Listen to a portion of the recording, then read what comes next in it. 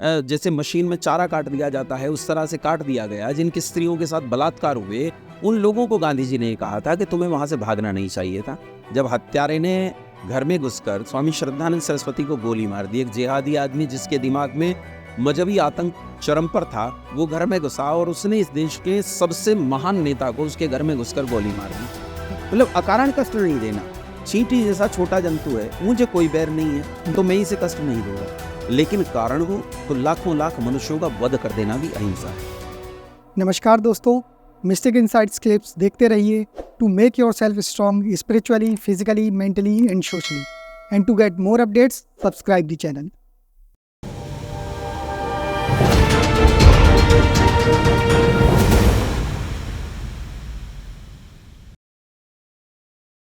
अच्छा, आप सनातन धर्म में काफ़ी चर्चा करते हैं, तो ये बताइए, सनातन धर्म तो शुरू से सिखाता है कि अहिंसा कर, अहिंसा में मतलब विश्वास रखो, तो क्या ये वही अहिंसा है जो गांधी जी ने लिए रखी, एक थप्पड़ कोई मारे दूसरा बढ़ा दो? देखो, गांधी जी ने अहिंसा कहाँ से सीखी ये तो मैं नहीं कह सकता, लेकिन गांधी जी की जो अहिंसा है वो सनातन धर्म की अहिंसा से मेल नहीं खाती। मुझे इससे मतलब नहीं है कि गांधी जी की अहिंसा गलत है कि सही है, ये तो सुधी लोग अपनी बुद्धि से निर्णय करें कि वो सही है या गलत है।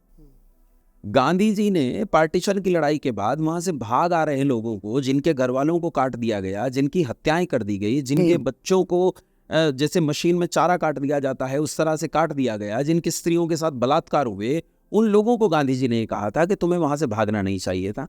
अपितु स्वयं की गर्दनें उनके सामने काट देने के लिए प्रस्तुत कर रही थी, तुम अहिंसा का प्रमाण प्रस्तुत करते। गांधी जी कहते हैं कोई तुम्हारे एक गाल पर थप्पड़ मारे तो उसके सामने दूसरा गाल कर दो।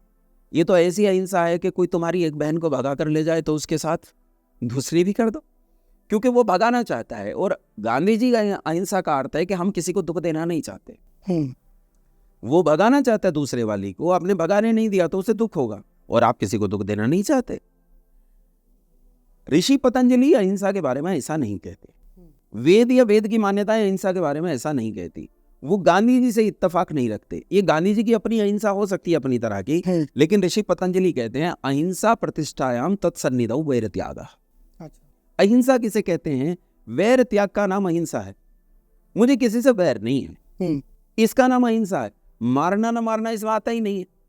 भाई मुझे किसी से वैर नहीं है।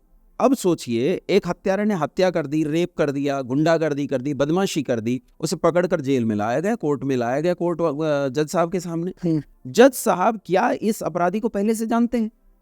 इन्हें तो इसकी शक्ल नहीं देखी, इसके परिवार से कोई संबंध नहीं। जज साहब पता नहीं कौन से प्रदेश से हैं, ये पता नहीं कौन से प्रदेश से। जज साहब का इससे कोई वैर नहीं है, लेकिन जज साहब अब संविधान की कसौटी पर देखते हैं कि इसे क्या दंड मिलेगा इस अपराध का, फांसी, तो वो उसे फांसी देते हैं। अब यहाँ बिना बैर किए उन्होंने न्याय का पालन किया, यह अहिंसा है। हम बैर नहीं रख रहे हैं किसी से, लेकिन न्याय का उल्लंघन तो नहीं किया जा सकता। तो अगर इसे ठीक ठीक परिभाषित करो तो कहते हैं अकारण किसी को कष्ट न देना, इसका नाम अहिंसा है। मतलब अकारण कष्ट नहीं देना। चींटी जैसा छोटा जंतु है, मुझे कोई बैर नहीं है तो मैं इसे कष्ट नहीं दूंगा, लेकिन कारण हो तो लाखों लाख मनुष्यों का वध कर देना भी अहिंसा है। अच्छा, महाभारत के युद्ध का नेतृत्व किन्होंने किया? श्री कृष्ण, योगी राज श्री कृष्ण चंद्र ने।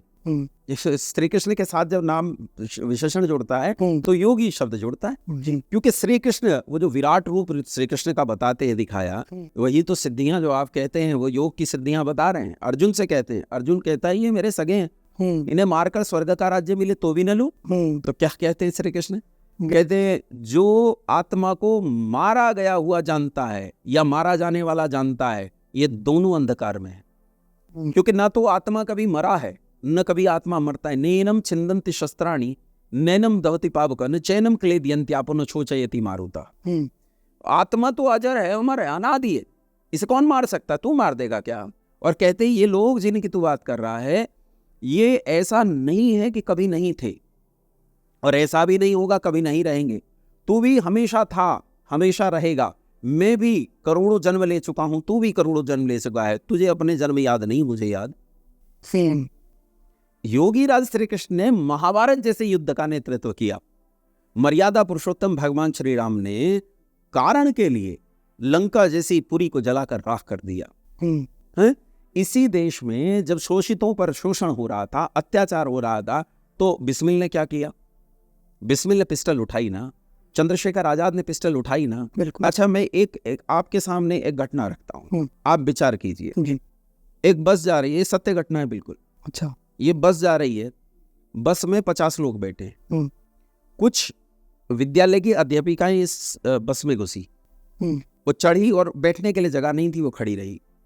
बड़े शहरों में ये आदत भी होती है, कोई समस्या भी इससे नहीं होती।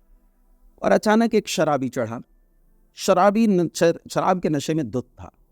उसने उनमें से एक अध्यापिका को छेड़ना शुरू किया और 50 लोगों से भरी हुई बस चुपचाप बैठी थी। इस स्त्री को वो लगातार परेशान करता रहा, उसने शब्द कहने शुरू किए, गंदी बातें कहनी शुरू की। 50 लोग चुप बैठे रहे। ईमानदारी से बताइए 50 लोग हिंसक हैं या अहिंसक हैं? ये तो हिंसक है। हिंसक हैं। एक लड़की के प्रति हो रही हिंसा को ये लोग वजन दे रहे हैं, बल्कि उसे गतिमान कर रहे हैं। तभी एक लड़का उठा और इसने से थप्पड़ मार के बस से नीचे उतार दिया। ये अहिंसक है कि हिंसक है? ये अहिंसक, ये बेसिकली अहिंसक है। यदि आप न्याय के लिए दंड को हाथ में उठाते हैं तो वो अहिंसा है, वो हिंसा नहीं होती है। बिस्मिल ने पिस्टल उठाई, पूरे बिस्मिल के जीवन में आप मुझे एक प्रमाण दिखा दो बिस्मिल ने एक मक्खी को भी मारा हो। लेकिन बिस्मिल कहता क्या है? सरफरोशी की तमन्ना हमारे दिल में है, देखना है जोर कितना बाजुए कातिल में है, वक्त आने पर बता देंगे तुझे वो आसमां, हम अभी से क्या बताएं क्या हमारे दिल में है। लो, फांसी पर जाते हुए कहा, बिस्मिल तू प्रसन्न है, तू मर जाएगा? तो कहता है, ईश भारत भूमि में 100 बार मेरा जन्म हो, कारण सदा ही मृत्यु का देशोपकारक कर्म हो, यदि देश हित मरना पड़े मुझको 1000 बार भी, तो भी न मैं इस कष्ट को निज ध्यान में लाऊं कहीं। अहिंसा का मतलब वैर त्याग है। अहिंसा का अकारण हम किसी को दुख नहीं देते, अकारण हम किसी को नहीं छेड़ते, पर कारण हो तो बिल्कुल कारण हो तो हमारी धमनियों में श्री कृष्ण का रक्त है, श्री राम का रक्त है, बिस्मिल का रक्त है, शेखर का रक्त है, राणा का रक्त है, वो रक्त है। मतलब ये है कि अहिंसा को कई बार स्थापित करने के लिए भी हिंसा करनी पड़े। पक्की बात है। सही है। अहिंसा को मिटाने के लिए आपको प्रतिहिंसा करनी पड़ेगी। बिल्कुल सही बात है। अब यूं तो आप डरते रहो कि भैया मैंने सब्जी काट दी, हिंसा हो गई। अब यूं तो कहाँ तक आप, क्या गांधी जी ने हिंसा नहीं की? अगर गांधी जी ये कहते हैं मैं किसी को हिंसा नहीं करता, तो मैं पूछना चाहता हूं कि स्वामी श्रद्धानंद सरस्वती की हत्या जिसने की, रशीद ने, उसे गांधी जी ने मरने के बाद अपना हाथ भाई कहा। जब हत्यारे ने घर में घुसकर स्वामी श्रद्धानंद सरस्वती को गोली मार दी, एक जिहादी आदमी जिसके दिमाग में मजहबी आतंक चरम पर था, वो घर में घुसा और उसने इस देश के सबसे महान नेता को उसके घर में घुसकर गोली मार दी। तो गांधी जी ने कहा रशीद मेरा भाई था। और उसके मरने से पहले जब ये चर्चाएं आई, या महाशय राजपाल जी थे, उन्हें इल्मुद्दीन नाम के एक आदमी ने मारा था, जब उनके मरने की कथाएं हुई, मरने से पहले गांधी जी ने कहा कि अगर कोर्ट या पुलिस या सरकारें मुसलमानों को न्याय नहीं देती तो मुसलमानों को अपने आप न्याय ले लेना चाहिए। क्या यह हत्या के लिए उकसाना नहीं था? क्या इस हत्या में गांधी जी शामिल नहीं है? गांधी जी पूरे देश में घूमते रहे, 22 लाख लोगों का कत्ल हो गया पार्टीशन में। इन 22 लाख लोगों के हत्या का जिम्मेदार कौन? गांधी जी ने कहा पाकिस्तान मेरी लाश पर बनेगा, गांधी जी की लाश तो नहीं गिरी और 22 लाख लोगों की लाश गिरी, जिम्मेदार कौन?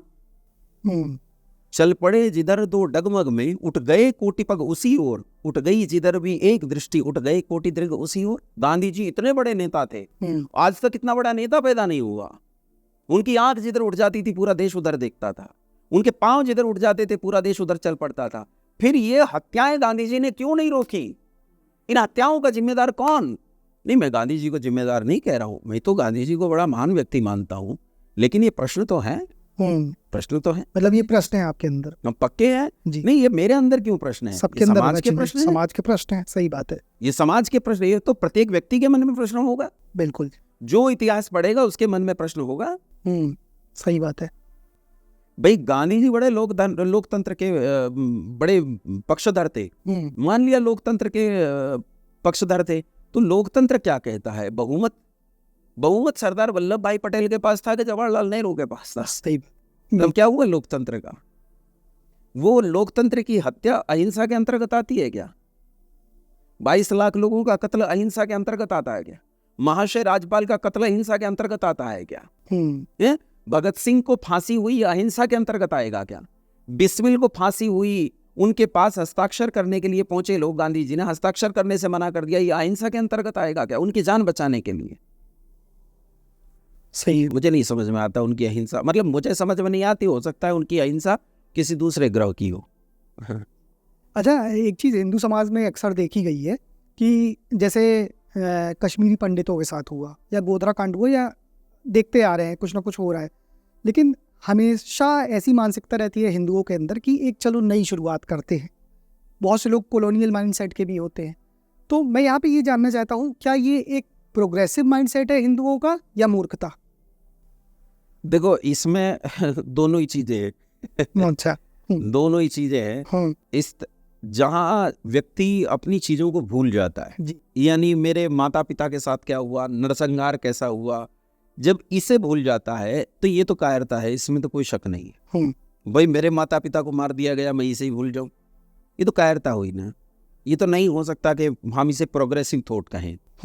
हाँ, अगर मैं इसे समझते हुए और अपनी उन्नति के साधन रचूं लेकिन भूलूं नहीं कि मेरे साथ क्या हुआ है, तब ये प्रोग्रेसिव माइंडसेट हो सकता है। लेकिन ये तब तक प्रोग्रेसिव नहीं हो सकता जब तक मैं भूल अपने मन में रखता हूँ। मुझे ये भूलना नहीं चाहिए कि इस तवे पे बैठने से मेरे पांव जल गए थे। मुझे ये बैठना नहीं चाहिए कि इस आग में हाथ डालने से मेरे हाथ जल गए थे। मुझे याद, अच्छा एक आदमी के हाथ जले हैं आग में, बार बार उसी आग में हाथ डाल रहे, कौन सी प्रोग्रेसिवनेस है? ये तो मतलब मूर्खता कही जाएगी या फिर कायरता कही जाएगी। जी। तो मैं ये तो नहीं कहता, क्योंकि मेरे परिवार में तो बहुत बड़े लोग, वीर बंदा बहादुर पैदा हुए हैं। मेरे परिवार में तो राम प्रसाद बिस्मिल पैदा हुए, मेरे परिवार में तो पंडित लेखराम पैदा हुए हैं, मेरे परिवार में तो बिस्मिल पैदा हुए हैं, मेरे परिवार में महाराणा प्रताप और शिवाजी महाराजे पैदा हुए हैं। लेकिन एक बहुत बड़ा वर्ग ऐसा भी है, अभी भी इस देश में, अभी भी इस देश में वो एक इतना बड़ा वर्ग है जो खुद भूले बैठा दूसरों को भुला देना चाहता है। वो उस अपोजिशन के साथ खड़ा होकर कहता है कि भारत तेरे टुकड़े होंगे इंशाअल्लाह इंशाअल्लाह। तो वो भूल भी रहा है, भुला भी रहा है। ना तो वो उसके लिए प्रगतिशीलता है, ना तो वो समाज के लिए प्रगतिशीलता है। याद रखते हुए चुप बने रहना, अपना काम करना, स्वयं को मजबूत करना, ये प्रगतिशीलता हो सकती है। ओके।